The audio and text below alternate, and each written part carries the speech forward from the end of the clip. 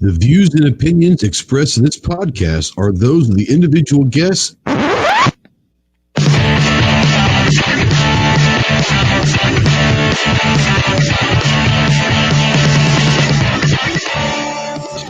You're a sensitive snowflake that may get easily offended and turn this off immediately. If you want to hear the real truth about the gun culture, then stick around. This is the Armed Citizen Podcast.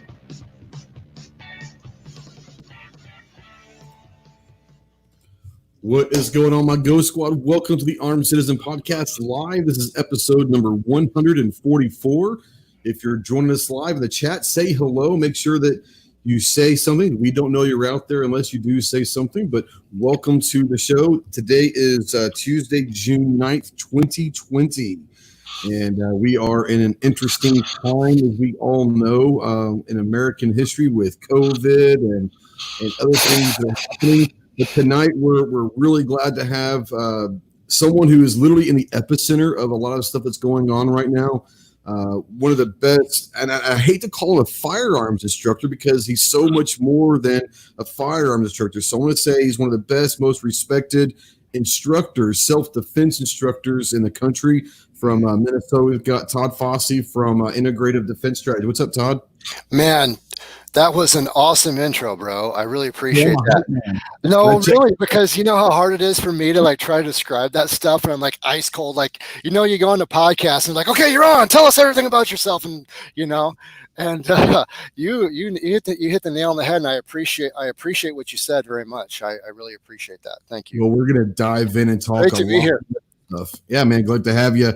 And the quasi co-host from the great state of Texas, the tactical virus, Leprechaun himself. What's up, Clove? Not a lot. Doing well. Looking good. Looking forward to a good conversation.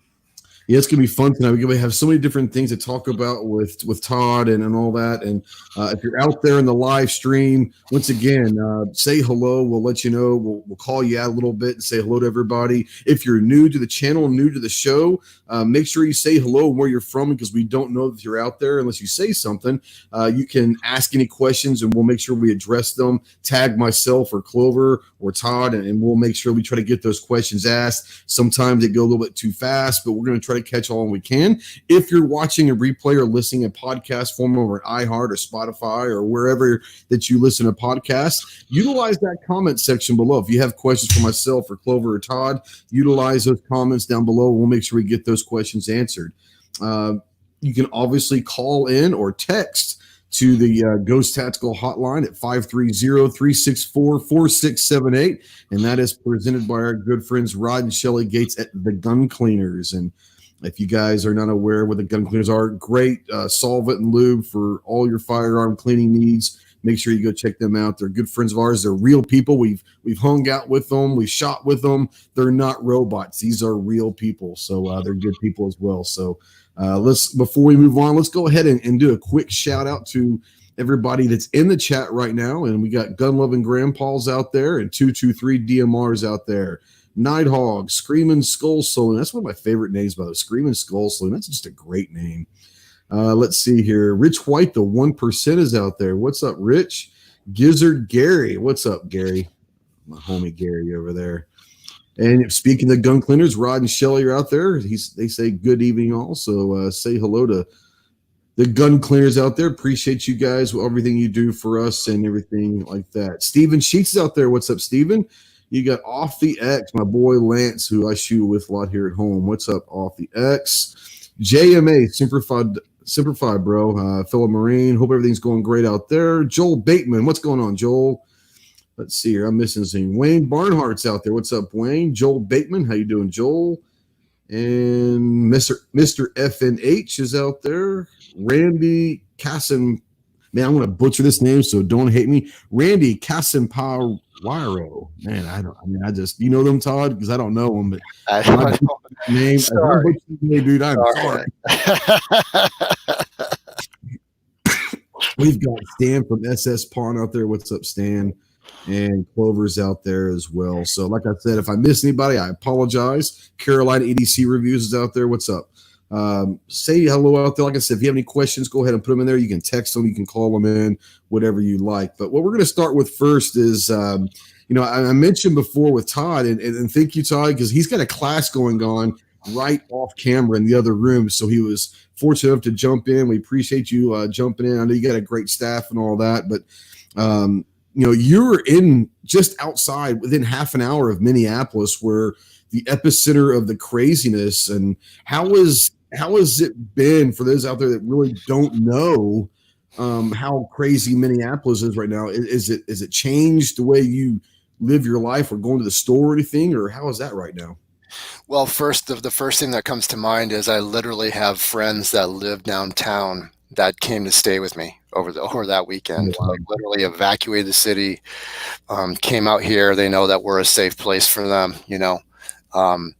so that changed things. And there's a lot of people out there like, the Fossey farm is the place to go when things go sideways, in Minneapolis. And that's cool because they're all trained up and good people and we trust them. So we're all safer together and we're prepared for that, Yeah, it has changed things for me. My wife works in medical device sales, so when she has to go out and do calls, she's in surgery almost every day. I have to find a way to either go with her as security detail or find someone who's a student of mine or someone who works in that line of work to go out and be a full-time security detail for her, even though she can handle herself. We only have one pair of eyes, right? There's only so much that we can process at one time. So that changes things. The routes that we take changes things. A lot of our students and some of our instructors at IDS here and a lot of my close friends are in law enforcement. So hearing their perspective and the things that they're dealing with right now, there's no doubt about it. It's had an impact on us.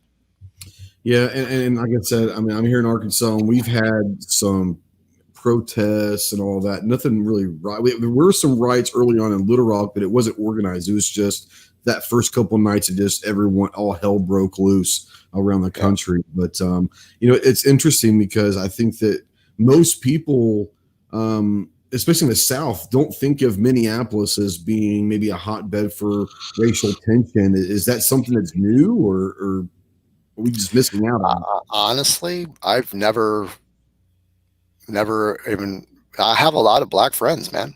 Like I'm and it's never been like a main point of conversation that we've had. Yeah. I feel pretty strongly, I can say pretty confidently that a lot of this is manufactured hype for a political agenda here. And Minneapolis has been a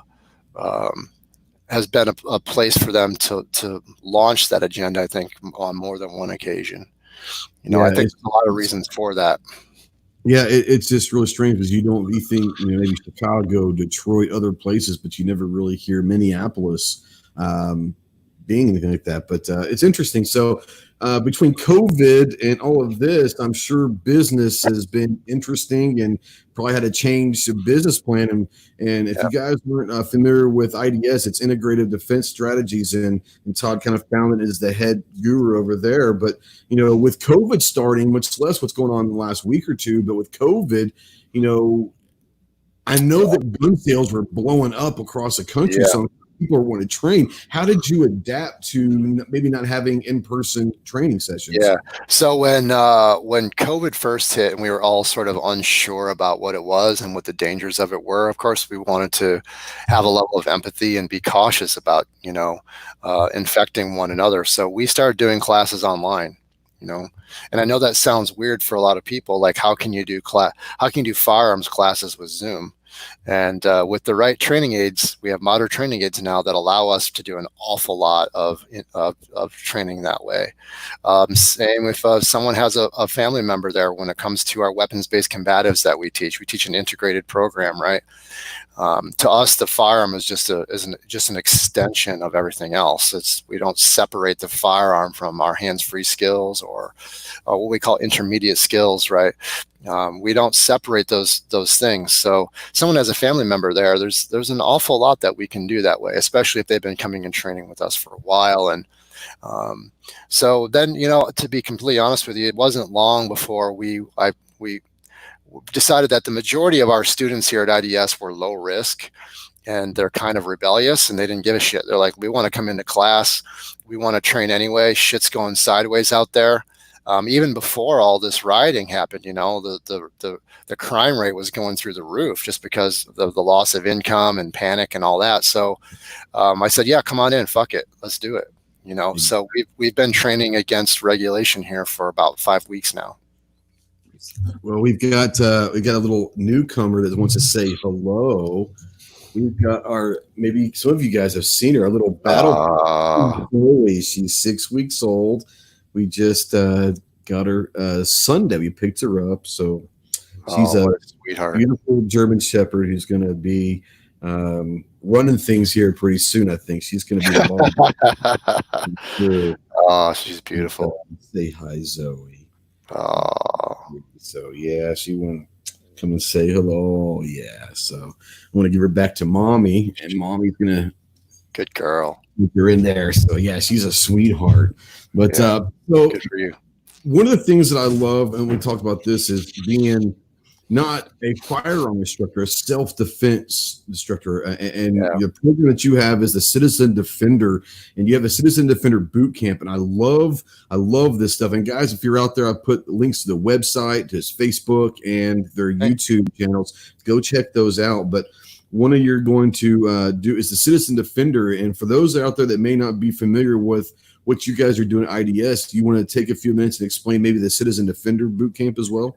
Yeah, I'll, first of all, we take a holistic approach toward our training. And we prioritize our training based on available data specific to the Citizen Defender, right? So we don't take an arbitrary or what we call a retail or entertainment approach toward what we do. It isn't about having an entertaining experience. We're going to give you what you need. We're not going to give you what you want. If you want to go be entertaining, you want to go do cool shit, then there's plenty of places that will give you that. And furthermore, if you think that we don't do cool shit, you're dead wrong. But we do cool shit that is prioritized based on what you need to preserve life, right? So that's first and foremost. And because of the way that we prioritize our training based on available data, we know that 80% of assaults on U.S. citizens are simple assaults. They're not aggravated assaults. So that requires us to have a full understanding and a full skill set for dealing with the whole use of force continuum, not just one part of it. If we're talking about the firearm, if we're talking about personal protection and self-defense as a pie chart, you're talking about a very small sliver of that pie chart that is either where you're justified to use a firearm, or the firearm is offers you the best tactical advantage.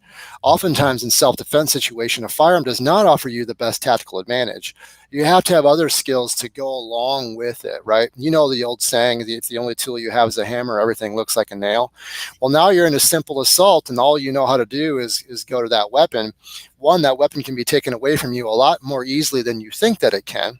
And two, you better damn well be justified in using it, or you're going to, find yourself and pound yourself in the ass prison for the next 30 years. So I'm not interested in that. I'm interested in keeping people out of jail and giving them the skill sets that they need with hands-free skills, whether that be conflict avoidance, situational awareness, right? Weapon in holster, out of holster, weapon retention, weapons-based combatives, understanding the legalities, tactics, maneuvers, obviously the use of the firearm in a wide variety of different ranges and circumstances, solo CQB, active shooter training, up small scale scenario all the way up to large scale scenarios where we have 40 or 50 role players happening at one time. So we want to be able to address the whole thing, including the psychology of self-defense, and understand the psychology of the criminal psychopath and sociopath. And malignant narcissist. We have to know and understand what their mindset is, because if you don't understand your enemy, you're in big trouble. So we really take all of those elements and more, actually, and we bake it all into the cake all at the same time. So it really is a holistic approach. So that's one of the big differences that we take. And even when it comes to aggravated assaults, most people think of the use of a firearm for a citizen defender as gun on gun, but it's not. The vast majority of the cases where you're justified to use a firearm in an aggravated assault is going to be an impact weapon, an edged weapon, multiple attackers with or without weapons, even though statistically they have 2 or 3 weapons, right? Forcible rape. The list goes on, and the use of firearm on firearm is on the bottom statistically when it comes to use of a firearm. So what ranges do those assaults take place at? Even firearm on firearm happens usually 76% of those happen at a distance of 6 feet. Yep. So we want to be able to prioritize based on what we call the anatomy of a defensive shooting actually looks like. And the context for the citizen defender is very different than it is for law enforcement or military. Same with the rules of engagement. There's some overlap there, right, in the Venn diagram, but there are some very, very distinct differences. Now what's interesting, we focus on the citizen defender for a lot of obvious reasons, right? Now we have more and more military and law enforcement agencies that are taking a very a serious interest in what we're doing. In fact, we have some agencies and heads of training for departments that are affiliates of our program. So that's it in a nutshell, Trey. Yeah, and I like the holistic approach, because, like you said, just because you are justified in using a firearm doesn't necessarily mean that firearm is the best tool for that specific scenario. So, that's right. Being able to handle yourself physically with your hands and understand there are maneuvers utilizing that threat's weight and momentum and all that against them is just as important as stopping them with a 380, handgun. You have to know the principles of fighting. The principles of fighting are the principles of fighting, whether you're in close in the clinch, and we do a lot of stuff on the ground. I have my coach is Greg Nelson, who's a legendary MMA coach and probably the most prolific martial artist alive here at the Minnesota Martial Arts Academy.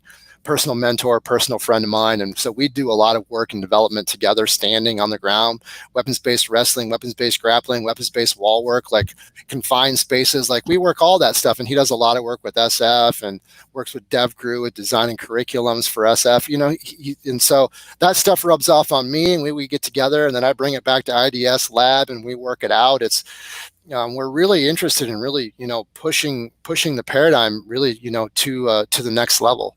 But we really have to have a strong understanding of how do we handle the full spectrum of personal protection and self-defense, not just that one small piece of the puzzle. And then a lot of people think, well, that means that you don't practice marksmanship, that you don't practice shooting. I'm like, motherfucker, I train with my handgun 2 fucking hours a day. I do 3,500 trigger pulls a day. Yeah. Right.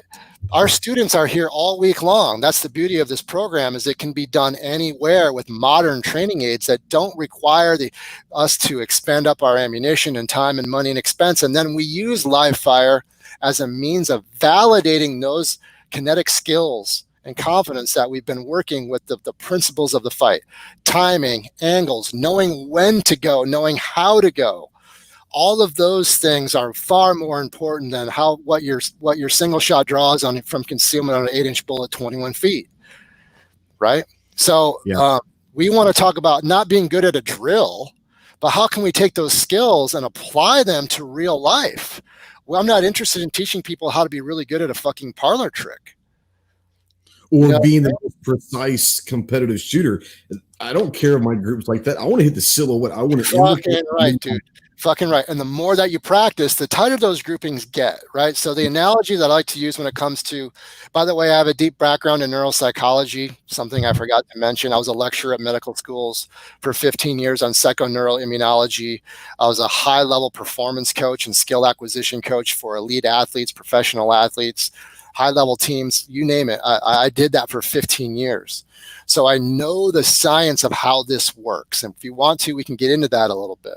But it's time for the firearms world to get up to speed when it comes to what science and technology now has available, because the stakes are too fucking high for us to hang our hat on old, outdated ways of doing things based on nothing but institutional inertia and ego. It's time. Listen, we're at the crossroads, guys. We're at the crossroads right now as we fucking speak in this country. So you can continue to hang your hat on your fucking ego, or you can let your ego go and you can get invested in what fucking matters most. Sorry, I wish. No, I love it, dude. I love the passion. I was going to make a joke and say, I wish you just be more passionate. I wish you would care about what you're speaking. I love it because people do need to understand that. And before we move on, I'll bring Clover in. Clove, do you have any comments or questions that you want to bring up right now?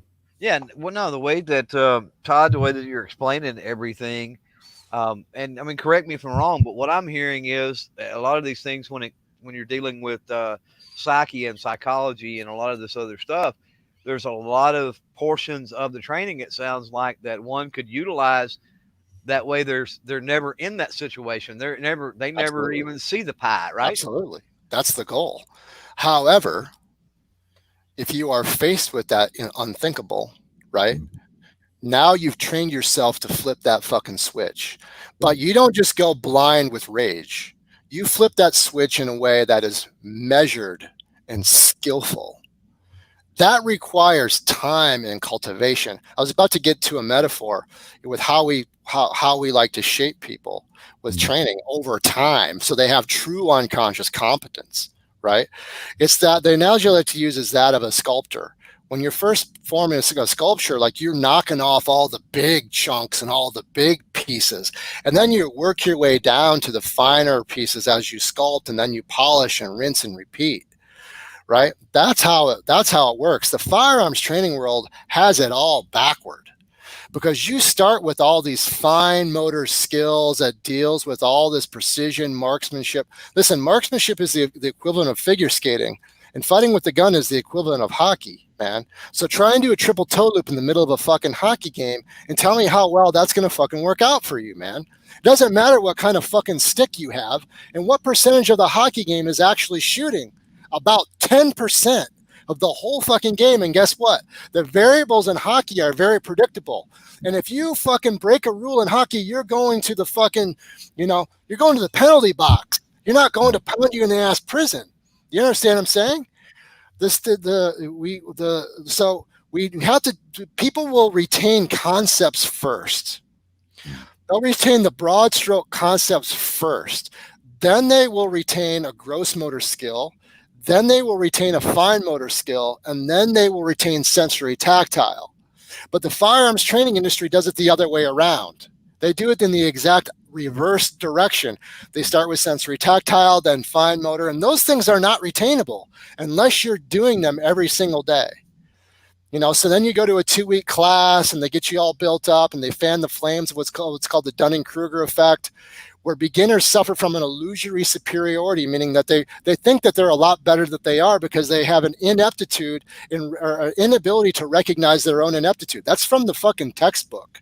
That's what the Dunning-Kruger effect is. So you go to these weekend classes and you leave there feeling like you're fucking Jason Bourne, but then you're faced with a little bit of real world resistance or a scenario that gives you real world resistance. And what are they going to do? They're going to freeze up, right? Or they're going to default to nothing at all, or they're going to default to the wrong thing. It's because they haven't been trained in a way that offers this balance between a sense of confidence and a sense of reality at the same time. Absolutely. JMA out there, his fellow Marine, he said, firefights are down and dirty. You got to keep your head. And you can only do that with training, and more training. And you brought up earlier about the gun community need to get on board with the technology. And I know that you're talking about 3,500 trigger pulls a day, but I know a lot of those probably aren't live because you utilize technology with CERT and other things that are giving people an opportunity to practice at home instead of doing a dry fire. Sometimes the CERT's going to give them another way of doing it. What are some of the other things that you can maybe explain to our watchers and listeners out there that they can do at home if they can't get to the range and actually, sling lead down range? Well, how valuable is your ammunition to you right now? Exactly. Yep. Now it's time for us to conserve our time, conserve our money, conserve our resources, and conserve our ammunition. Yep. Here, let me put it to you this way. I'm going to do the best I can. And if I start getting too sciencey, you got to tell me. All right. Well, okay, I love it, dude. I'm all in. Geek out on this forever. I used to do long fucking geek out, so we're good. Okay. Man. All right. So the autonomic nervous system doesn't know the difference between a simulated experience and a real one. That's why the military spends billions of dollars on simulated training. Why do you think they spend so much money on flight simulators? Right? The list goes on and on and on. Like all throughout history, the martial sciences and martial arts have used some type of an inert form of training. Do you think that samurais practiced fighting with each other with the live fucking swords? No, they used an inert weapon to develop those skills. That's where the vast majority of their training is, because they understood at some level that the autonomic nervous system and how the body works doesn't know the difference between, doesn't know whether you're using an inert sword or a real sword. So they could develop all of their skills in that way and then use their live super sharp swords on occasion to really amplify their learning experience. Okay, so when we can work with a modern training aid that is a replica of a firearm, that you can work it with with multiple dimensions and real resistance and fluid dynamic circumstances, so you can develop all the proprioception and all the things that you need to do to, and I don't mean to be contrary to the guy who left the comment earlier, and thank you so much for all of your service as a U.S. Marine, but as a citizen defender, with all due respect and for your consideration, for everyone's consideration, because what I say is not gospel, we teach people to be fighters with a gun, not a gunfighter. If you're a U.S. Marine, you're a gunfighter, right? But if you're a citizen defender and you're working at these ranges that I've been talking about a little bit, you're a fighter with a gun, not the other way around. The firearm is just the distance weapon. These are your weapons.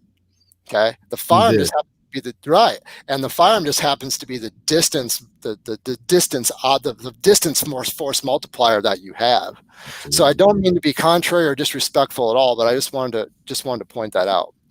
No, I think what he was talking about is the repetition every day. Do you mind if I drill into the repetition thing a little bit? Absolutely. Okay, so I recommend, if you guys are at home, if you have an opportunity to write this down, write it down. Here's a metric for you for the creation of competence, okay? And the creation of unconscious competence and what is known as neuroscience as myelination, okay? I'm going to give you a metric for what it takes to reach a level of unconscious competence. First of all, let's talk about the stages of competence. The first stage of competence is unconscious incompetence. Okay, that means that people don't know what they don't know. That's that Dunning-Kruger effect that I was talking about. In fact, not only do they not know what they don't know, they think they know a lot more than the person who's dedicated their life to it that's teaching them. We've all seen this and experienced it as ourselves in that situation, and also as the person who's doing the teaching, right?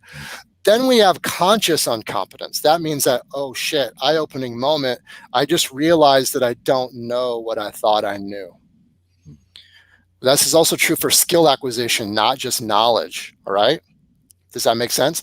Absolutely. Then we have conscious competence. We can do things, but it requires a lot of conscious effort for us to do it. It's a bit of a struggle.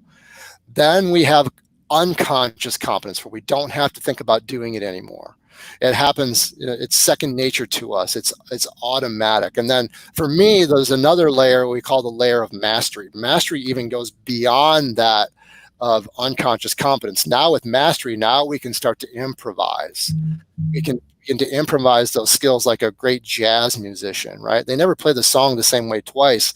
They play that music in a way that is fitting for what the moment calls for. Does that make sense? So that's a master. That's mastery. And that's what I'm after. I'm on that master path. That's my goal, is to develop mastery in all of these skills. So here's the metric, if you guys want to write this down. In order to reach a level of unconscious competence for a single skill, it requires a minimum of 20 minutes a day, 7 days a week, for 12 consecutive weeks for one skill. Wow. Okay. For myelination to occur, what that means is long-term relationships within neural nets are forming. It's called a myelin sheath. If you think of like a neural pathway, okay. There's a coating on that pathway. It's like a coating on a wire. Is what it's this opaque coating on a wire. The more that we practice something, the thicker that coating becomes. Does that make sense? Until it reaches a point where that pathway is the primary pathway, and the nervous system has prioritized that skill in a way that allows it to be automatic and second nature. Okay, so when I hear instructors talk about how they're going to get their students to a level of unconscious competence over the course of the next day or two, I'm like, you're absolutely fucking full of shit. You're spouting out fucking bro science because you want to make yourself sound smarter and give confidence to your students when really all you're doing is fattening them up for the fucking kill. You can't fool me. I did this shit for 15 years at medical schools. So you either fucking bone up with what the real science is or keep your fucking mouth shut about it, because the stakes are too fucking high. You're going to end up costing someone their life. You understand? Yeah, that 2 day have to go out, just like your buddy said, that you have to go out and you have to put in the meaningful time, day in and fucking day out. Yeah, the 2-day course that you go out to Arizona or whatever is not going to get you to that level. It's not going to get you to the level that you need to be at. Exactly. So now think about the amount of ammunition that's going to require. Okay, let's just say for me, for example, when it comes to professional shooters, if we're just talking about shooting, right, I'm probably somewhere in the 90 to 95th percentile, right? If I want to go from the 95th percentile to the 96th percentile, you know how many thousand rounds of ammunition and time that's going to cost me to go up 1 percentile? I can get there slowly, right? Yeah. Every day with a little bit of practice every day, but I can spend all that other time on all the other skills that I need. Yep. Including decision making. Yeah. Good decision making is what's going to make you go fast and save your life. Absolutely. The gun cleaners wants to know if you do training outside of Minnesota. I do. I have people who bring me to their location for seminars and boot camps. And the Citizen Defender Boot Camp you asked me to talk about that. It's geared towards citizen defenders, but it's a thought experiment where we say, okay, I have these people for the next 2.5 or 3.5 days or whatever, however long they want me for. What do I need to teach them over the course of the next 2.5 days that's going to save their life immediately? Today. So if they leave here today, what do they need to know today that's going to keep them alive and out of prison and keep other innocent people around them alive? That's how I prioritize things. And guys, I don't want to come off as some fucking elitist asshole. I just want to blast through the bullshit because it matters to me. Absolutely. I hear you. You know what I'm saying? That it matters because we're talking about the preservation of a life. I'm not talking about my fucking ego right now. Exactly. And there's a lot of people that I've trained with that they want to be something that they're not. And they, like you said, they present themselves as something that they're not. They're going to promise you a bill of goods that potentially if you leave that 2-day or that 1-day 8-hour course and you leave that class and you think that you're John Wick now, that shit doesn't work. Here's an analogy that I like to use, right? Let's just say that trainer was the best strength and conditioning coach in the world, and you went and worked out for them for 2 days. How much stronger and how much better shape are you in? Right. Yeah. And how long is that going to carry you out through the rest of your life? So you go back to next year. Go ahead. Yeah. What were you going to say, Trey? I was going to say that, use the analogy of the strength guy. 2 days. You haven't even broken down your muscles yet for them to start building. It's going to take months for that to happen. Same thing as you're talking about. Yeah, exactly. Yeah. Let alone to actually refine the skill. To refine the skill. You got anything you want to bring up or ask right now? Yeah, when you're talking about the decision making process, that gets into mental skill, which is a lot different than what you're talking about with the physical reaction or whatever. With trying to build the right mental skill set. Do you have any tips, methods, ideas on things people can go? Well, we can kind of get. Yeah, that's a really great point. We can talk about the mental skill set. There's the mindset side of it, right? But really, I don't separate the mind and the body. The mind and the body are really indivisible. The mind, everything that affects us psychologically affects us physiologically, and vice versa. And when we talk about decision making in terms of how I approach it, anyway, is we call it getting the looks. Okay, there's a process that we take students through so that they can get the looks. Okay, the brain learns through, particularly what's called the subcortical brain or the limbic brain. and the brain stem and the cerebellum learns through what's called pattern recognition. It doesn't learn literally. It learns through patterns and symbols. So we want to expose our students to these patterns so that they can recognize the patterns of violent crime evolving around them. And then that way their OODA loop speeds up. Does that make sense? Observe, orient, decide, act. They go from observe to act because they already know how to orient themselves and what the decision is. So boom, it happens right now. There's no hesitation that's taking place. We all know what happens with hesitation. That's where the real problems are, doubt and hesitation, right? So they know and they can work in a way that is decisive. You want to be fast with your firearm, work in a way where you can recognize the patterns of violence quickly. You might have a sub 1 second draw from concealment at 21 feet or an 8-inch bull, but you can't make a decision to save your fucking life. Now I've got a guy who's got a 2 second draw from concealment, but he can make a decision right now, and he's cool under pressure. You know why? Because he's been exposed to that shit over and over and over again. That guy's a fucking gamer. I want that guy next to me. You know what I'm saying? I don't want the guy who's out there just fucking shooting free throws all day long. Great, you're a good free throw shooter. I want the guy who's cool under pressure in fucking game 7 of the fucking world championship, who I want to throw that ball to. The guy who knows the whole fucking game.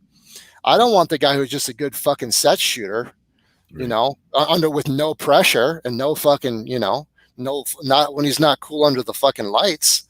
And by the way, they don't die if they fucking lose. That's true. Yeah, they live to play another day. They live to play another day. Yeah, so I hope that helps sort of set the stage a little bit, Clover, with with how we develop mindset. And there's also a process that we take people through when it comes to stress inoculation. Real stress inoculation takes time. That's not going to a weekend extreme close quarters combat course where you put on the high gear helmet and you just slam up against each other, you know, over and over and over again, and you have you know, and you got a Sims gun on, and so now I slammed up against a guy. Like, that's just marketing, man. That's not stress inoculation. And in many cases, that makes people more sensitive. That sets them off into fight or flight and sympathetic response even more than they did before they went there, because the approach wasn't done in a way that was systematic. We have to, if we don't do it right, it just crosses the wires and makes things worse. No doubt. You know, you have anything you want to follow up or? Clover, does that? No, yeah, I get it. No, totally. Does that make sense, man? Yeah. So absolutely. The way that we do it is we start with what we call threat recognition drills. So our students learn to recognize threats quickly. Then it's micro scenarios. Then it's simple scenarios at low amplitude. Then after that, we go up to complex scenarios with a higher level of amplitude. And then we go large scale scenarios at full amplitude. So this is a gradual process that we go through. And listen, man, scenario work is the hardest work that there is out there. You can do all the scenario work in the world, but that doesn't mean that you're going to come out smelling like a rose. But the more that you do it, the higher your probability is for success. That's the point. Mitigation of probabilities. You can do everything right and be a casualty, and you can do everything wrong and come out smelling like a rose, because that's just how the gods of war work. That's right. AWAG's out there says that's what he struggles with, is making quicker decisions. He's a long, drawn-out thinker, wants to know. I mean, there's no quick hit answer to this, but you kind of just touched on it a second ago, but ways to maybe improve your quick, are there drills necessarily? Yeah, well, I'll tell you this right now, like, you got to be careful how you're training yourself, right? Because you can develop training scars, right? They're called slip and capture errors. That's a scientific term for it. Slip and capture errors. And by the way, I'm a certified analyst in force science through the Force Science Institute. Okay, so I know how this shit works. I'm embedded with law enforcement all the fucking time. I'm usually the only non-LEO, non-mil guy in training courses, right? Which is an interesting dynamic. But we want to be careful that we're not creating slip and capture error. But more than likely, what the listener is referring to is he's probably dealing with what's called analysis paralysis. He's overanalyzing what he's doing, and he's watching himself. And so it's sort of like having a name on the tip of your tongue, right? The harder you try to remember that name, the farther away it gets. Or when you're trying to thread a needle, right, and you're struggling with it, the more frustrated you get, the harder it is, until you can just sort of learn to let go and trust. I call it holding on with an open hand, right? So you got to kind of learn to let it float and let it fly. Your intuition is far more accurate than you think it is. right? So as long as you're working within that use of force continuum, your unconscious mind is processing information in such a more accurate way than what your conscious mind is, because your conscious mind isn't even aware of all the things your unconscious mind is aware of.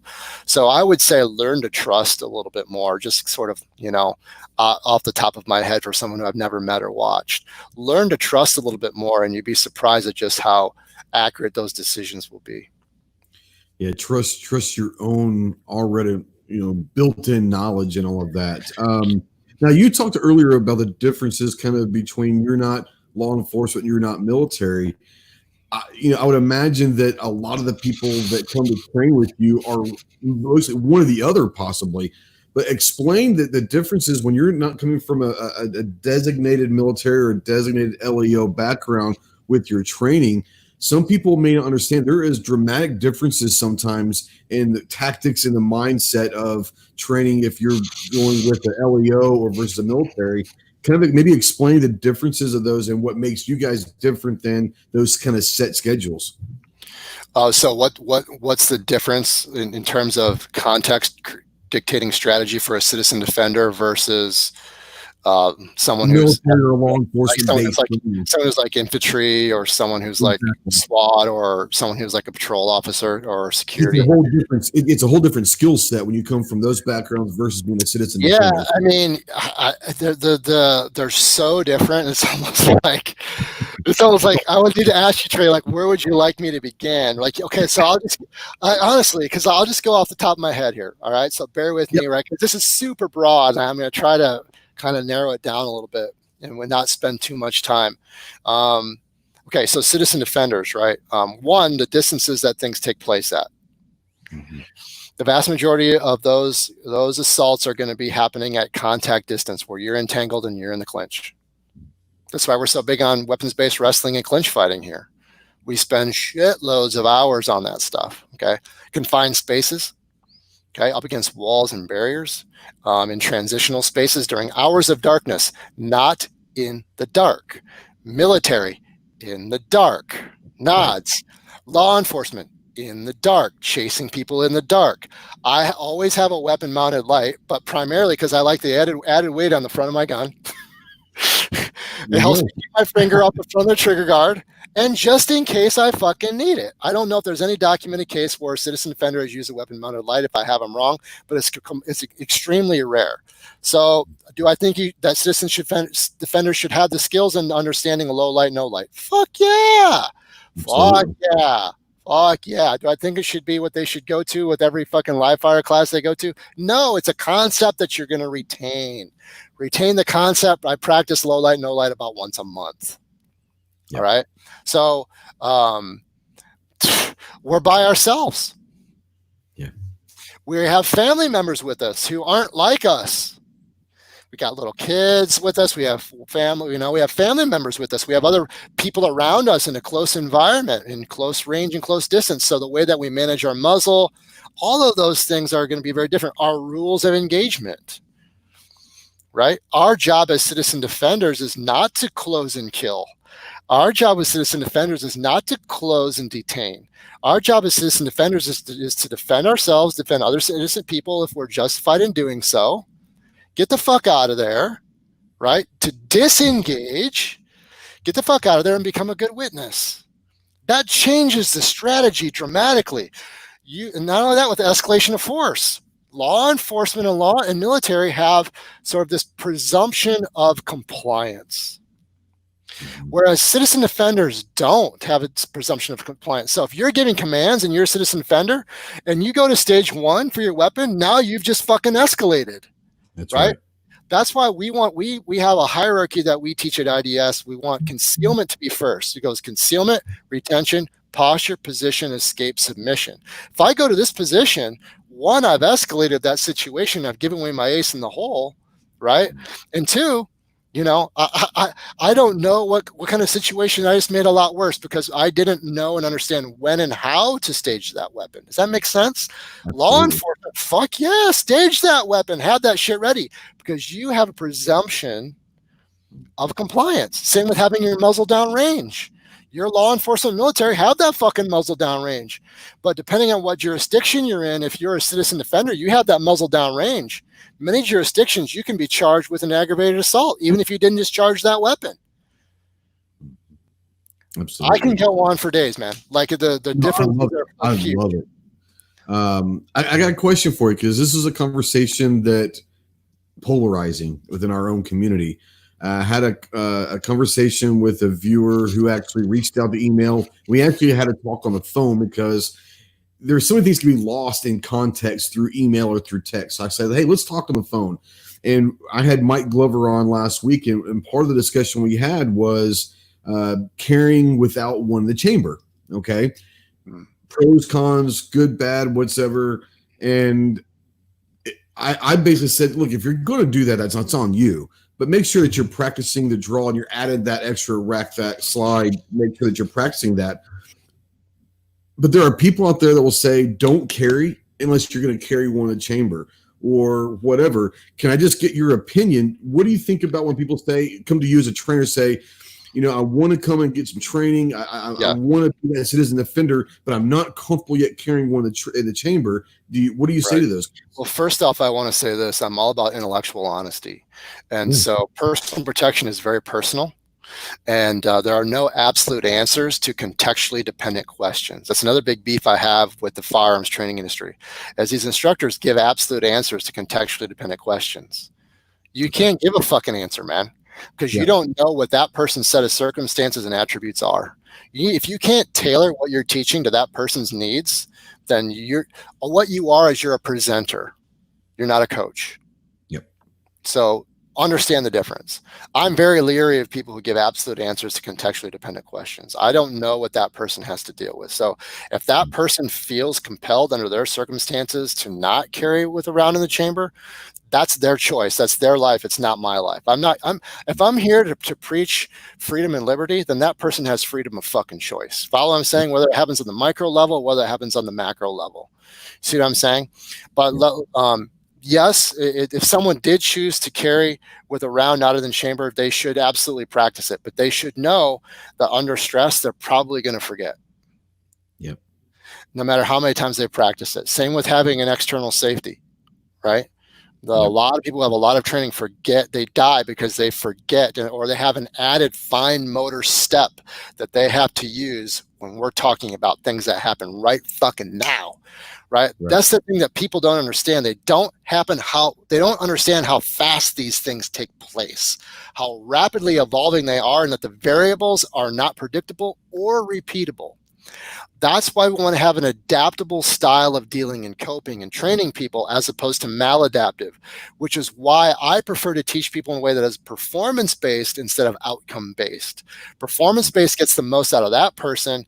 Outcome-based gets the most out of what a qual is, right? Arbitrary qualification is. Those are two very different things. And so let that person decide, as long as what I like to do is say, okay, my job is to give you what the pros and the cons are for each decision. Now that you understand what those pros and cons are, you can make that decision. That's not up to me. Does that make sense? Does that make sense? 100%. Yeah. And it kind of goes on to another, topic that people are the hot topics. And for someone who sees a lot of students and all that, have you ever had a student show up and say, I've been training, I know all the techniques, I'm good, I just don't know if when the time comes, if I'm willing or able to take that shot. I don't know if I'm able to take that life. Is there a way to kind of help that person make that decision, or is that, once again, a personal decision? I think it really, again, it's a personal decision, but I think it really depends on the person. Is this something that's a real scar? You know what I'm saying? Like that's a real scar. That's something that they want to overcome. Or is this something that's saying, I'm not morally sure, I'm morally in the gray zone right now with where I am with that decision. Those are two different things. And I'm not here to impose my morals onto somebody else. That's not what I do. I'm the opposite of that. Right? I get pissed off as a freedom-loving conservative, right? When people try to impose their, subjective morality onto me, right? I want an objective morality. for one. But if someone has a scar and they're like, I want to get over this scar because I don't want it to have this kind of hesitation. Again, it goes back to that kind of mental training that Clover was talking about, where I can systematically take them through that process where they're learning, they become very confident with their shoot, no shoot, and everything else in between. Does that make sense? So it's about building confidence in decisions over time. It's not about black or white, yes or no. It's usually somewhere in between. Yeah, I like to say that most people live life in the gray, and the gray's where everything is. The conversation I had with Guns and Barbecue out there is who I had this discussion with, and we have different opinions of different things, but the fact that he was willing to reach out and say, hey, man, I listened to your I got some shit that maybe we don't. And I said, dude, let's just talk on the phone, because that's where the conversation is. That's right, man. I love that. That for whatever it's worth, Trey, that's a great way to handle that, man. Yeah, because I mean, you can send a text or email, but you don't know the inflection of my voice, you don't know the contact, and that way, just talking on the phone, it's like, okay, for the next 45 minutes, bro, I got you, and you got me. And we're gonna hash this out, and we're gonna leave, and we might still disagree, but at least now we both know where we're coming from, and that's the beautiful thing about it. Absolutely. Clove, what you got? You got anything right now? Yeah, I mean, to follow up on what you were talking about there, I guess in a way, Todd, do you ever had any people or peoples that reach out to you that maybe they're, I don't want to say anti-gun, but I mean, that's not their objective. I mean, they don't want to carry a firearm. They don't want to use a firearm, but they want to take it to all the way they can without getting to that point. Hey, you guys want to hear something really interesting about Minneapolis? As liberals we have more concealed carry permits per capita than any city in the United States. Really? You know why? Because the terror threat is so high here. Interesting. And so these people are in the closet. I call it the new gay, right? So they'll come into me like, hey, I want to take this course or whatever, but will people find out? Can I do this without my friends and family knowing? Seriously. Or so, and that's not disrespect. I have lots of gay friends, man. It isn't no disrespect to gay people at all. They laugh about this shit all the time. Because it's true. They're like, it's because it's fucking, you're telling the truth, man. That's the way that it is. Now it's in vogue to be gay and out of the closet. But now the new people that are in the closet are people that are left leaning, that still believe in their inalienable right to personal protection and self-defense, or they just fucking think guns are cool, so that is kind of a really clear trend that I've noticed. I've been doing this for about 20 years, 10 years part-time, 10 years full-time. That's a very clear trend that I've seen evolve over the course of the last 10 years. Right about when Obama was going into office. Well, I mean, self-preservation is a very basic human instinct, right? It is. It is a basic instinct. So what's interesting about a lot of leftists is that they're willing to bash someone's head in with a baseball bat, but they're not willing to use a firearm as a deterrent at the very least, right? It's really interesting. It is interesting. One of the things that I got excited about and I reached out to get you on was about a couple weeks ago, I guess. You were talking about, I think you were doing maybe IG Live or something. You're talking about a new book that you're writing with the media whore himself, our good friend Rob Pincus. Yeah. And most everybody here knows Rob, and there's not a camera that dude doesn't like. There's not a microphone he doesn't want to get in front of. But I love that you guys are co-writing a book on self-defense instruction, because I think that you guys come from not completely opposite, but you have a lot of different ways. He comes from an LEO kind of background and all that, to where there's a lot of differences. And I love the fact that you guys are willing to put that into a book, because people learn differently. They have different ideas that they want to learn and maybe be introduced to other sides. So the first question is how did you and Rob decide to do this, and how did the concept come about? Yeah. So how did we decide to do this? Rob and I had some friends in common, and PDN headquarters is actually, I don't know if you know this, PDN headquarters is here in Minneapolis, and it's It's 7 minutes down the road from me. So last year, I ran into Rob at USCCA. We kind of knew each other a little bit, but not a lot. And he goes, hey, we were talking. He goes, come in the studio. I'm going to do a live show this week. Here, I want you to read this book of mine, and then come in the studio and let's talk about it. So I read the book and broke it all down. And then so we figured out pretty quickly that we mesh pretty well.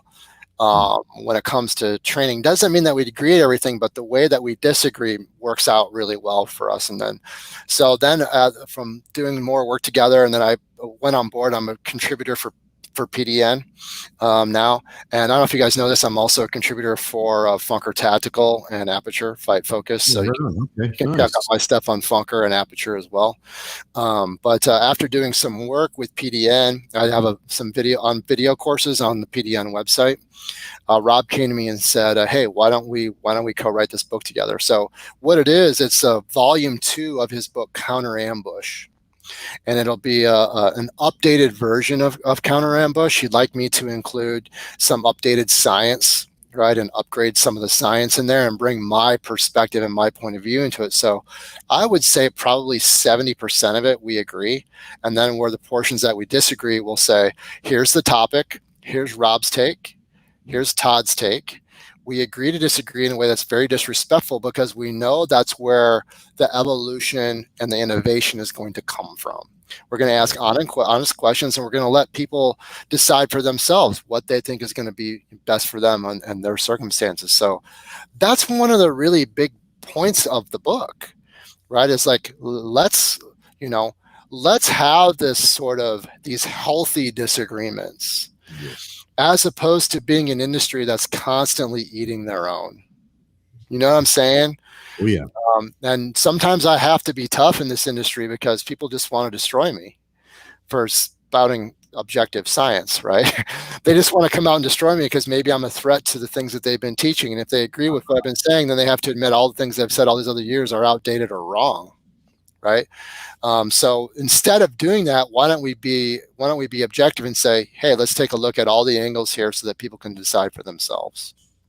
Absolutely. And I love the fact, once again, the biggest thing is having two instructors with different mindsets. Ultimately, the end game is the same. How you get there possibly is the routes you take, and the routes is where it's at. So you're having a chance to read a book with two different opinions, two different ways thinking, which is great, Yeah, I love it. And just to quote Rob a little bit, I think what we both don't do that. Come on. Well, I think I kind of have to, because what we do agree on, I don't want to. I understand. Okay, but what I'm saying is, what we are both passionate about is the preservation of life, or what Rob would say, making Earth better, right? Mm-hmm. Right. And so that's where the common ground is when it comes to Rob and I. So yeah, I hope you guys check it out. I think it's going to be I really do believe it's going to be a groundbreaking book for a lot of reasons. I appreciate you bringing that up. Thank you. Absolutely. And Mel out there says, so what are some really good, what are books that you've read maybe? What are some good books to read while they're waiting for yours to come out? Can I jump in before? Absolutely. So, because what I got to ask kind of feeds off of that, and you may answer it during that, but since this is kind of a volume 2 of that, would it be worthwhile if you haven't read the first one to go ahead and catch up on that? Sure. I know it's not in print right now. I think you can maybe find it here and there, and it's expensive, I think. But yeah, absolutely. I think that honestly, and I'm very critical, I really am. I think that Rob did a great job with volume 1 of Counter Ambush, and I think there's a lot of really, really great information in that book. It's definitely worth checking out. If you can borrow it from someone, or if you have the means to buy it online, absolutely check that out. I appreciate that. Now, was it outdated as far as tactics? Was it outdated because of new technology or ways of thinking? I mean, I'm not saying it's outdated, but when he says he wants it updated, what was he looking to get updated? The tactics or the technology or the whole mindset of it? I think it's, I think the book is 9 or 10 years old. Yeah. And I just, I have a pretty deep background when it comes to the science side of it. And the science in that book is great. It's valid. It's really valid in that book. I think that I just bring sort of a fresh approach and an update to what some of the science is, and some of the training approaches that I take, are what I call new paradigm.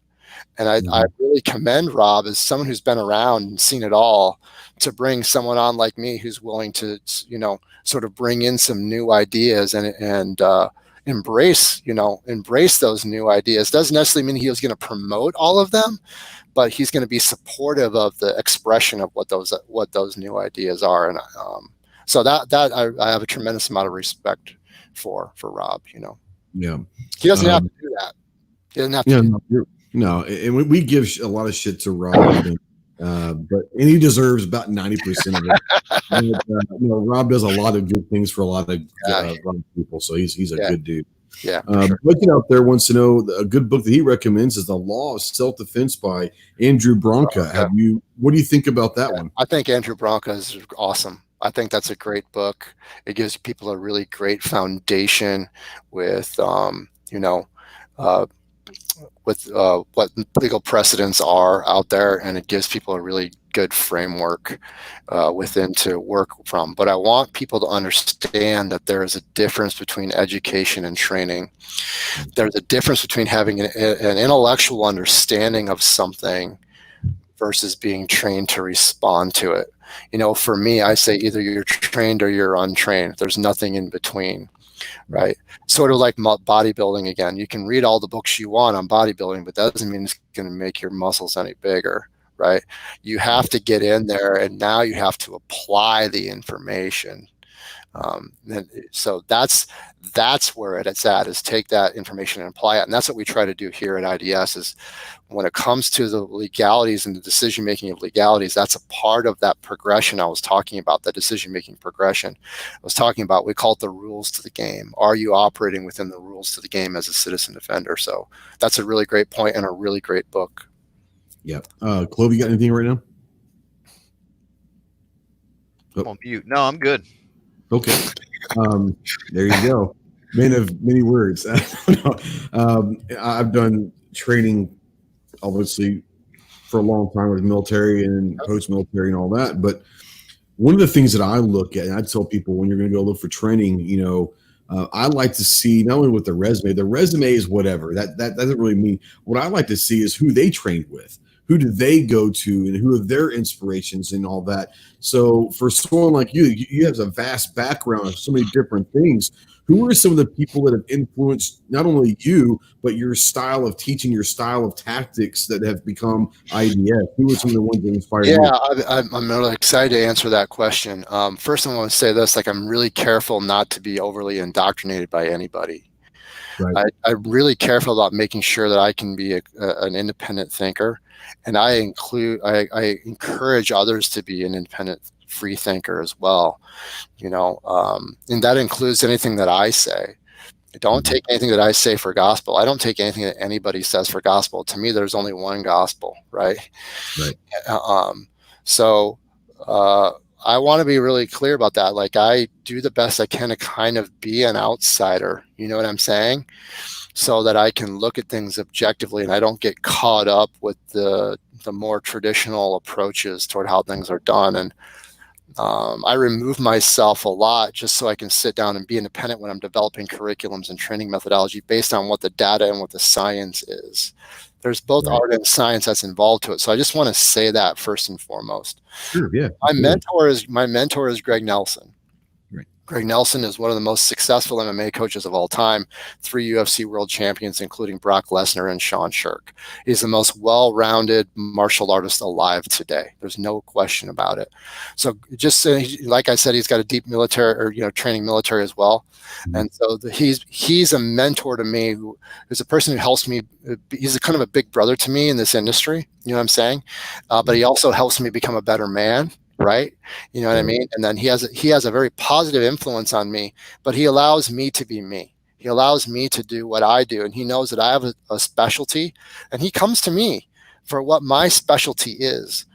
So I would say first and foremost, Greg gets the most credit for being the biggest influence on me. Other influences out there, Travis Haley's a great influence on me in a lot of ways. Travis is also very big into neuroscience. I give Craig Douglas a lot of credit for bringing, weapons-based grappling and extreme close quarters combat into the sphere of the firearms world. And his perspective and my perspective are very similar. But I would say Craig Douglas has been an influence on me for sure. Rob's been an influence on me with how multidisciplinary that Rob is and the way that he approaches things. There are several people out there like that I would call seminal influences. Tom Givens with his data sets has been an influence. I think that our training methodologies are extremely different, but his data set I think is really solid. There are other data sets that I draw from, but that's just one of them so that I can do a meta-analysis of what all the data sets are, not just one. Does that make sense? Absolutely. So just kind of off the top of my head, those are some of my big influences for sure. I love it. And that's one of the great things when people are looking, I get this question all the time. Hey, who would you recommend for me to go train with? That's almost an impossible question because I don't know, one, what type of training you're looking for, right? What you want out of it. So it's almost impossible.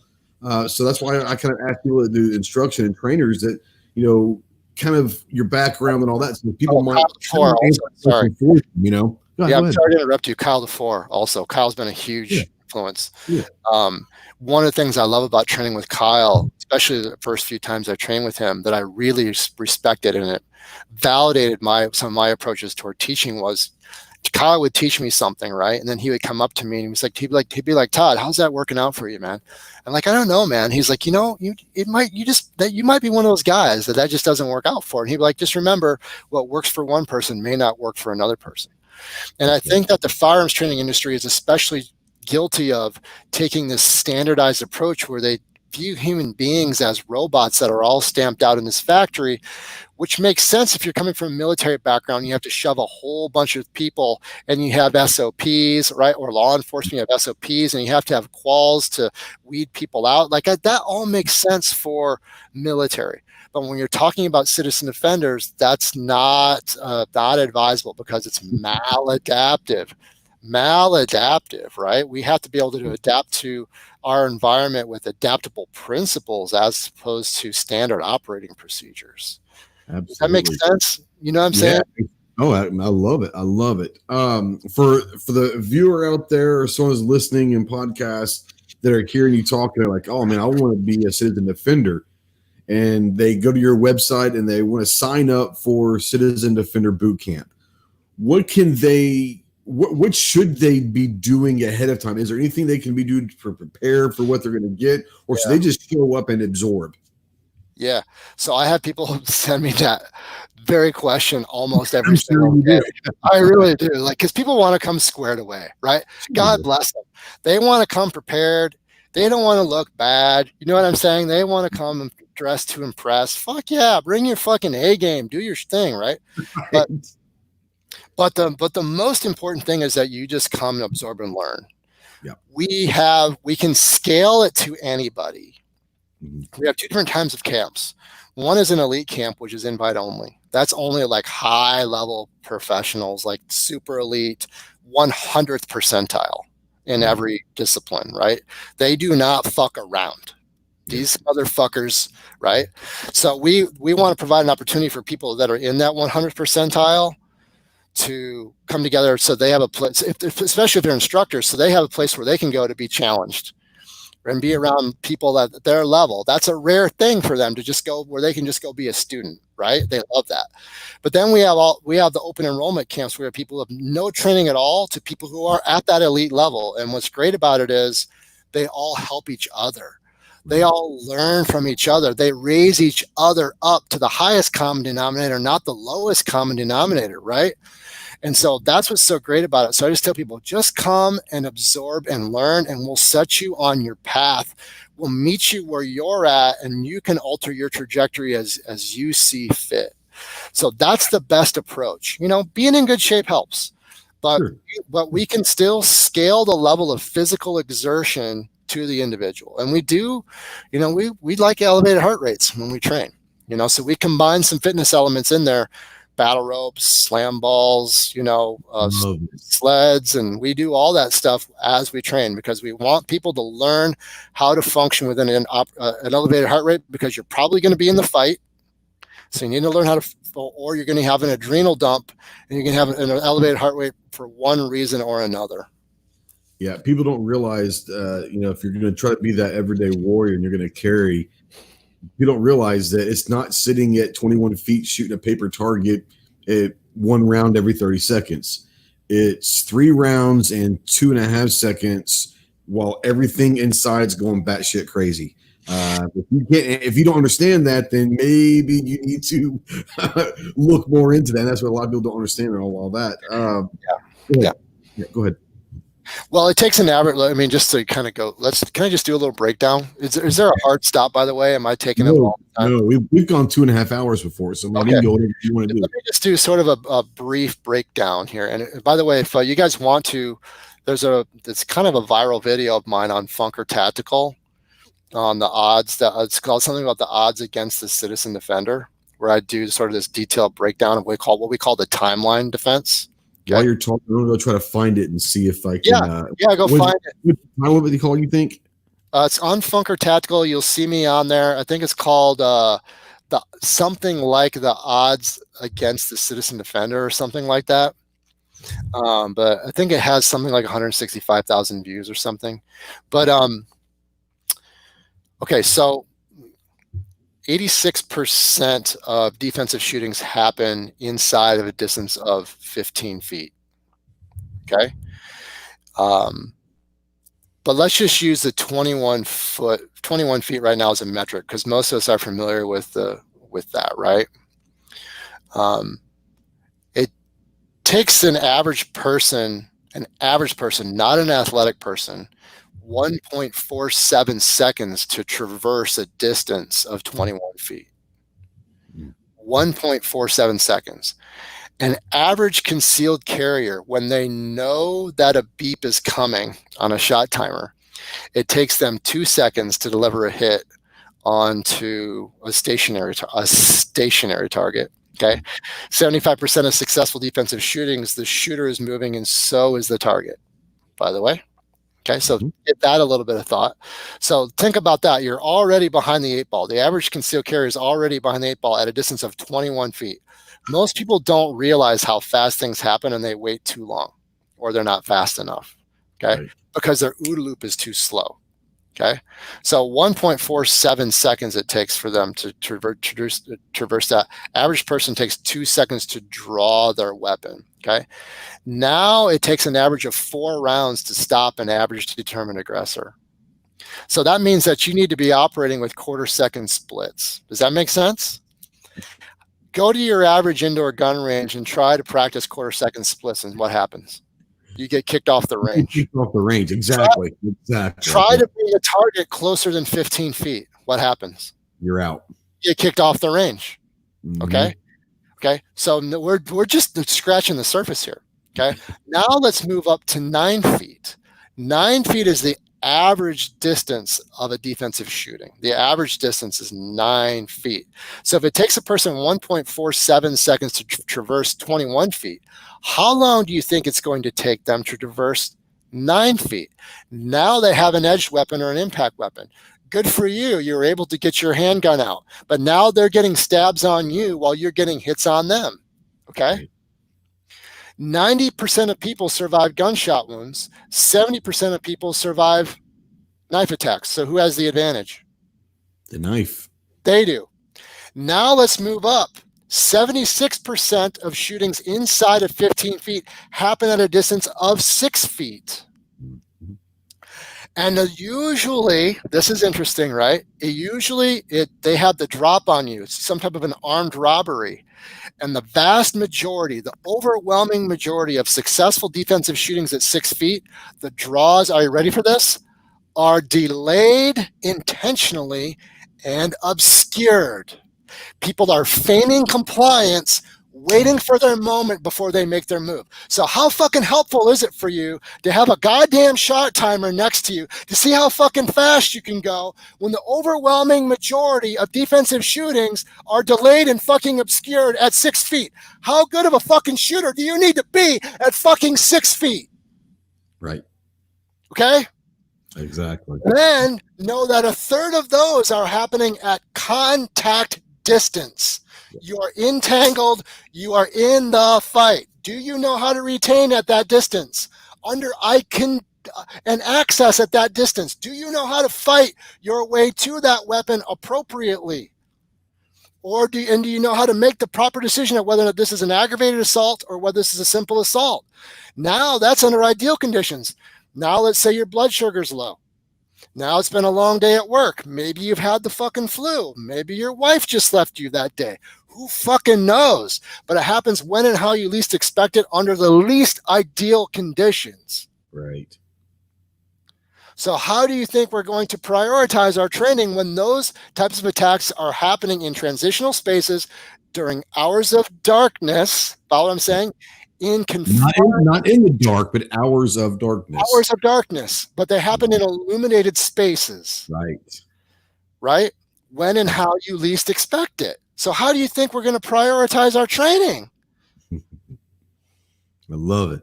I think you've got you guys have people fired up right there. So I love it. Like I said, I love the passion. Are people pissed off at me?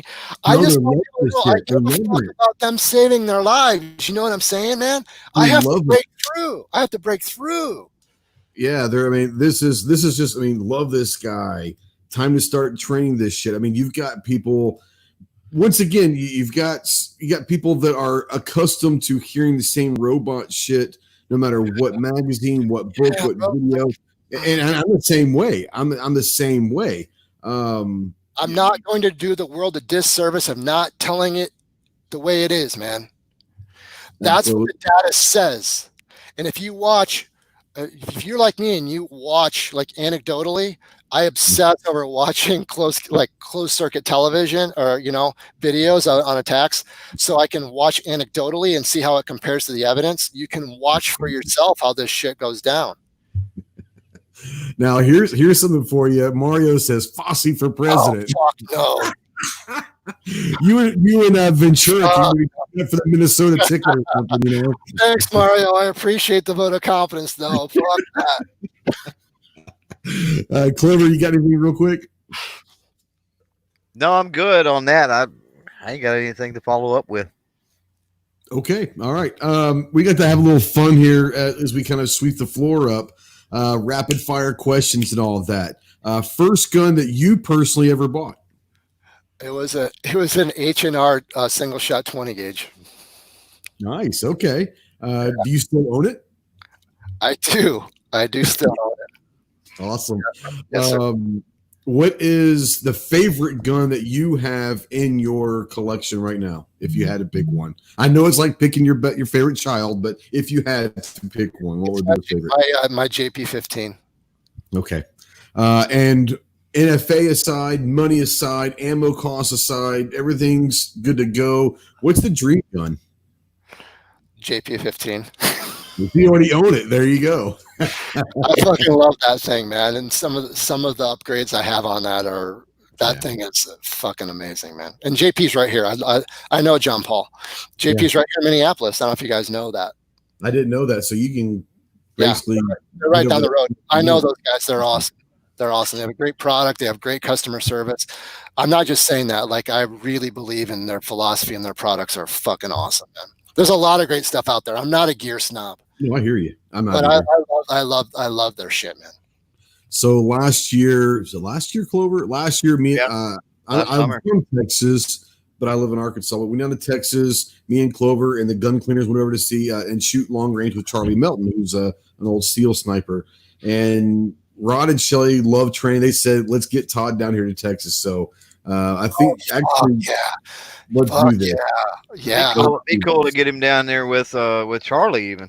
Even with Charlie, yeah, that'd be good. That could be fun. I'm in, bro. So that'll be fun. Now, Clover, do you have any rapid fire stuff that you want to throw to his way real quick? Yeah, favorite pistol caliber, favorite rifle caliber. Favorite rifle caliber for all purposes is .308. Favorite carry caliber is 9mm. You know, it's interesting with all of the new Wildcats and all the new interesting rifle calibers. .308 just doesn't get mentioned anymore, but it's easily one of the most versatile calibers out there. Yes. But you just don't hear everyone say, "Oh, I got to have this," or a 300 Blackout, or 458, or 6.5 Creed, or 223, whatever. .308 just keeps on plugging, doesn't it? Plus, I like the NATO rounds, because in a group down situation, I like the accessibility of it. You know what I'm saying? Mm-hmm. Yep. AR versus AK. Obviously, I think I know where you're going with this, but love them both. I'm an AR guy. AK definitely has its place. Yes, it does. I actually love the way that the AK platform shoots. I actually, if I had to choose between the two, shooting wise, I love the AK. Now, platform with modulability and all of that, absolutely AR. But there's nothing better than shooting a 7.62 by 39, or I love the AK platform. We had to do foreign weapons on 47s and 74s, and I'm 19 years old, shooting full autos 47s. I'm just like, oh, this makes the M16A2 look like nothing, guys. This is wonderful. So the AK platform has a special place in my heart for sure. Yeah, for sure. There's a couple funny ones that we always have to ask. Is a hot dog a sandwich? Fuck no. Fuck no. A hot dog's a fucking hot dog. Two pieces of bread, right? To be a sandwich, right? Who says it's a sandwich? Get the fuck out of here. We have one of our good friends. He's a chef up in Pennsylvania, and this has been on his chat. This has been an ongoing thing. So a hot dog, a sandwich, and the second one is a Slim Jim candy. Oh, that's tough, man. It's in the candy bag, but it's candy. That's tough. I don't know. I'm gonna say no. But I don't know. I could be swayed on that one.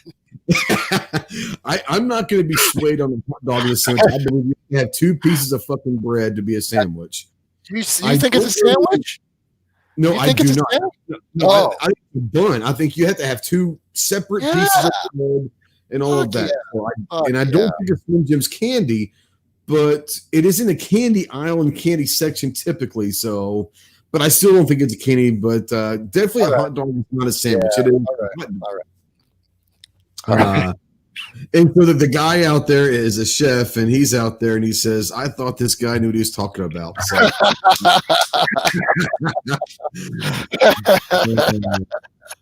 And he said, "My culinary skills are fucking pathetic.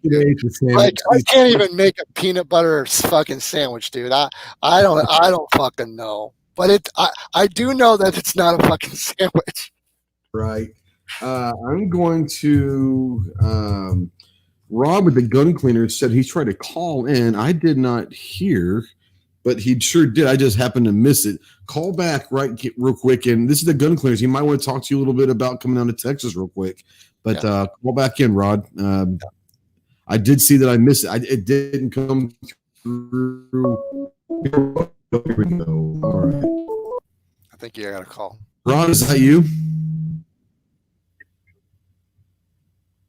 Rod, is that you? Check. Okay. This is Todd. Check 1 2. Can you hear me? I'm here. Can you hear me? Can you hear me? Yeah, I can hear you fine. Todd, can you hear the phone call? Yes, sir. Go ahead, Rod. No, dude, I sitting here listening to this like I listen to Trey every week, and I'm serious. We got to get you down to Texas. We got a range out here, private range. We can get you on. I love what you're saying. This goes back to a lot of the same stuff we learned in law enforcement 20-some years ago. So we need to hook up. Love to see if we can I would be. I'd be honored. Can I?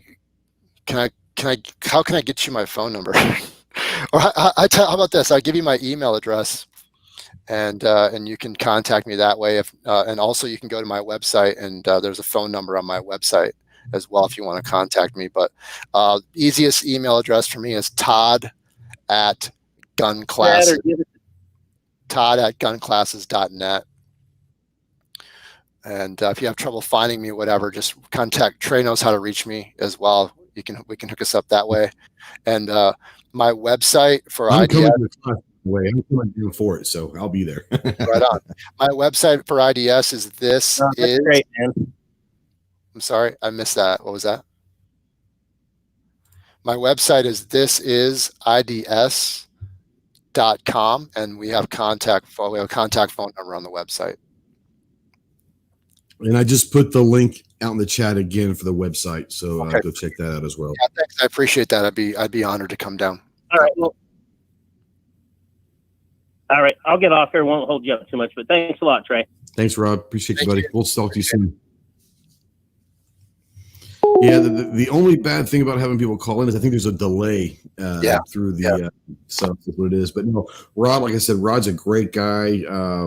Awesome. He and his wife Shelly are great. Clover and I spent a weekend with him and shooting, and he loves to train. So that'd be a cool thing to get down to Texas, and we could do a class down there. And so if someone is looking to bring you into a class wherever they are, do you have a minimum amount of students or a maximum amount of students that you'd like to have before you make a trip?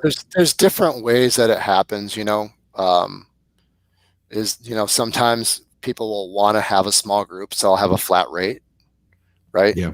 Sometimes, I'll make a percentage of whatever the tuition is for each student, and sometimes it's a combination of the two, just to be transparent about it. Sure.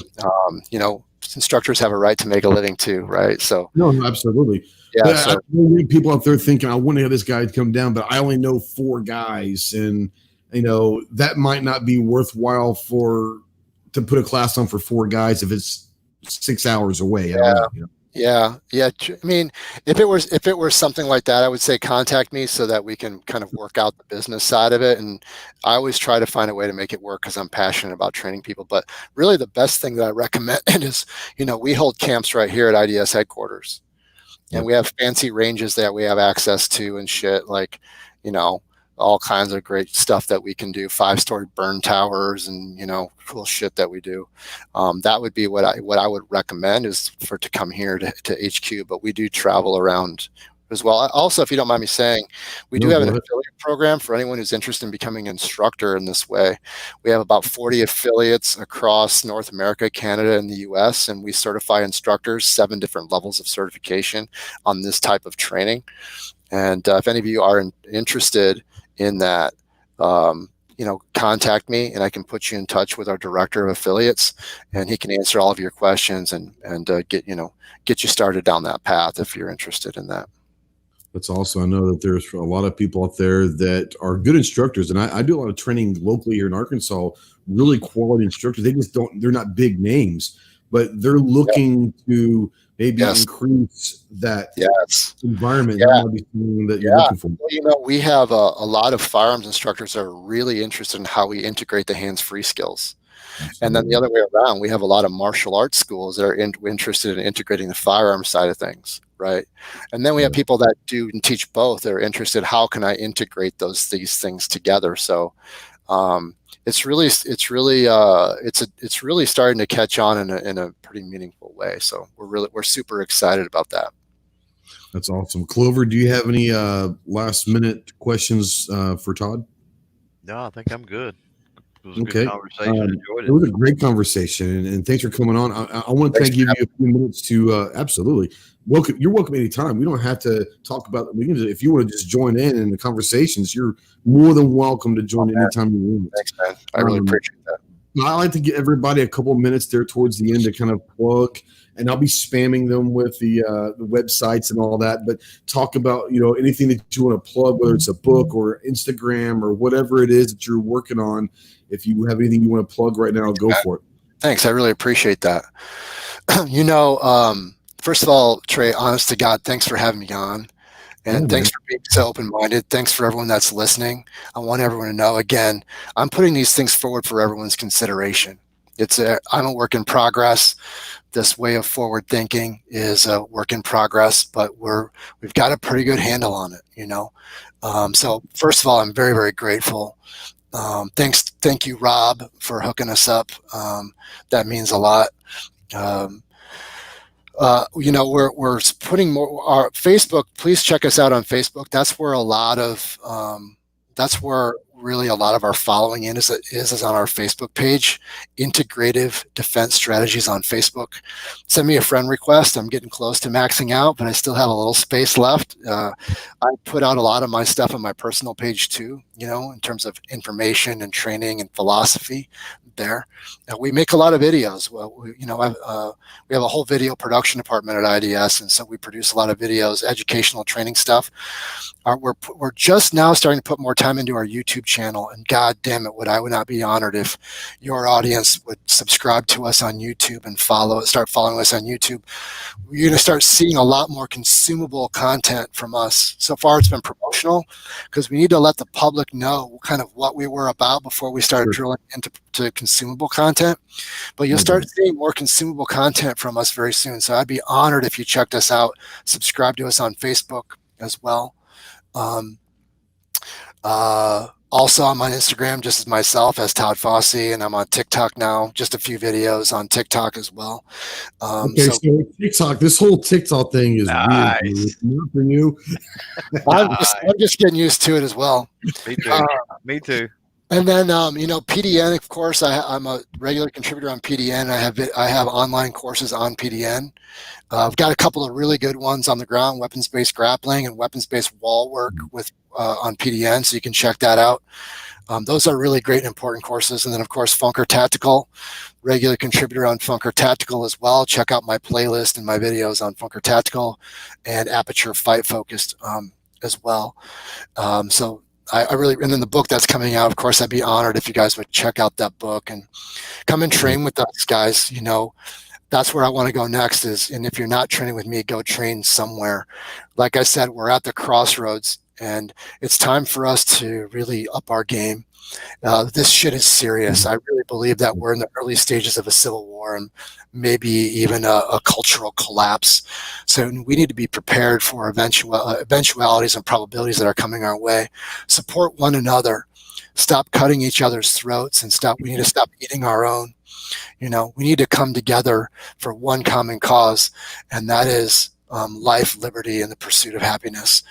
So I strongly encourage you guys to do those things, and as always, uphold the Second Amendment and the Constitution against all enemies, foreign and domestic. It's going to be up to us. Citizen defenders are on the front lines. These things are happening to us. That doesn't mean that we're on patrol. That doesn't mean that we're paramilitary. There may be a time and a place for that in the future. But right now, be ready if you happen to be at the wrong place at the wrong time to handle what needs to be handled in a way that is skilled and measured, right? And within the legalities within whatever jurisdiction that you're in. Be responsible and be a good representative for what our community is and what we stand for. That's right. Excuse me. Amen. Everything you said right there is spot on. So, guys, I put the links out there to the website, to YouTube, to Facebook. Go check Todd out. Does some great work. Go subscribe to him on YouTube. Go like him on Facebook. Got a couple guys that they've already subscribed to you on YouTube. Thank you, guys. The chef boy says he definitely subscribed, but the whole hot dog thing. So I guess he's be open. Please be open and consider this new paradigm in training with new bonder training aids in 3 dimensions with real resistance and force-on-force training in different ways. Please be open to that because we can do so much more with those training aids than we can with live fire.